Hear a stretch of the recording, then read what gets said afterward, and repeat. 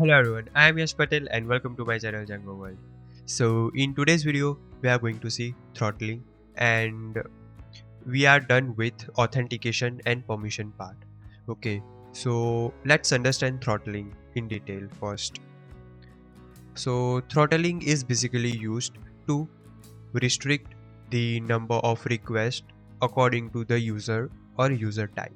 Okay, so if you have heard that some websites on internet they allow only 50 requests if the user is not authenticated, and if the user is authenticated they allow 100 requests per day.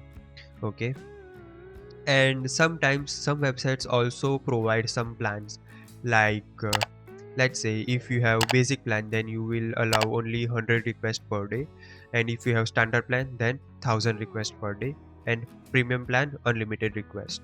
Okay, so if I give you the best example, that is news API. So news API basically allows 100 or 200 requests if the user is using that API for free.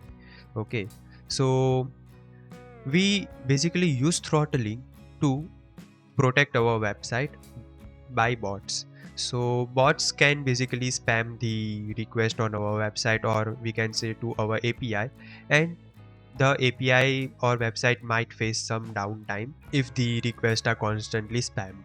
That is not good habit, right?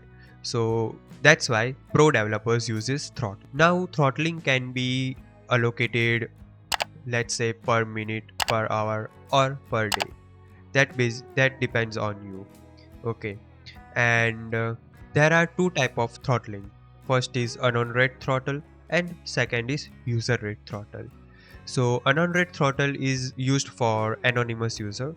So if the user is not authenticated and still requesting to read the blogs in our website, then they will allow only 25 requests or 10 requests. It depends on you whatever number of requests you define in your project. And user throttle is for authenticated user. Okay, and at that time also same, you need to define the number of requests, how much request does that authenticated user will allow to spam, or an anonymous user will allow to spam. Okay, and the last is custom throttling. Okay, so we are going to see these three type of throttling.